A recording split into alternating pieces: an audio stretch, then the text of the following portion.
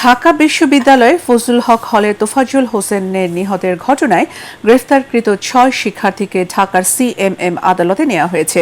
কিছুক্ষণের মধ্যেই শুনানি অনুষ্ঠিত হবে। শিক্ষার্থী সুমন, জালাল, সাজ্জাদ, আহসানুল্লাহ, ওয়াজিবুল ও সাকিনকে আটক করে পুলিশের কাছে সোপর্দ করে বিশ্ববিদ্যালয় প্রশাসন। শাহবাগ থানার মামলায় তাদের গ্রেফতার দেখানো হয়েছে। প্রক্টর সাইফুদ্দিন আহমেদ জানিয়েছেন, এদের মধ্যে জালাল হল শাখা ছাত্রলীগের সাবেক বিজ্ঞান ও প্রযুক্তি বিষয়ক সম্পাদক। ঘটনার সুষ্ঠু তদন্তের জন্য এরই মধ্যে ৭ সদস্যের একটি তদন্ত কমিটি গঠন করেছে ঢাকা বিশ্ববিদ্যালয়। দর্শক, এই মুহূর্তে পুরানো ঢাকার সিএমএম কোর্টে আছেন আমাদের সহকর্মী মুশফিকুর রহমান। আমরা সরাসরি চলে যাচ্ছি তার কাছে। মুশফিক, গ্রেফতারকৃত ৬ শিক্ষার্থীকে কি আদালতে তোলা হয়েছে? বিচারিক প্রক্রিয়ার ব্যাপারে আমাদের জানাবেন।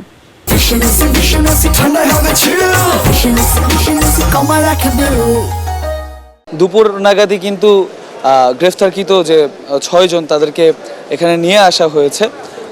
আপনি জানেন যে তোফাজ্জল হত্যাকাণ্ড যেটা ঘটেছে ঢাকা বিশ্ববিদ্যালয়ে, সেখানে আসলে ৬ জনকে আটক করা হয় এবং সেই ৬ জনকেই কিন্তু দুপুর নাগাদ এই আদালত পাড়ায় নিয়ে আসা হয় এবং তাদেরকে এখন আদালতে তোলা হয়েছে। তবে বিচারিক যে কার্যক্রম সেটা এখনো পর্যন্ত শুরু হয়নি বলে আমরা জেনেছি যে অল্প কিছুক্ষণের মধ্যেই কিন্তু শুনানি শুরু হবে বলে আমরা জানতে পেরেছি।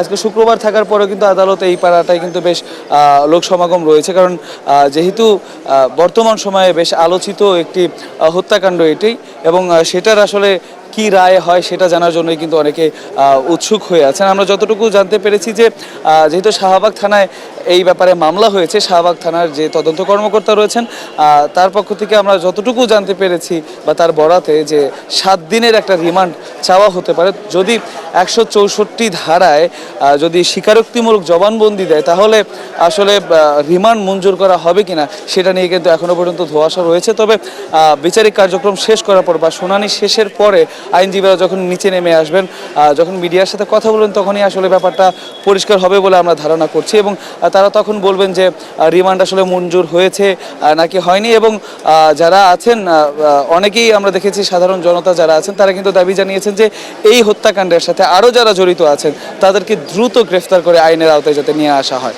ওয়াহিবা, এই ছিল এখনকার মতো আমার কাছে সর্বশেষ।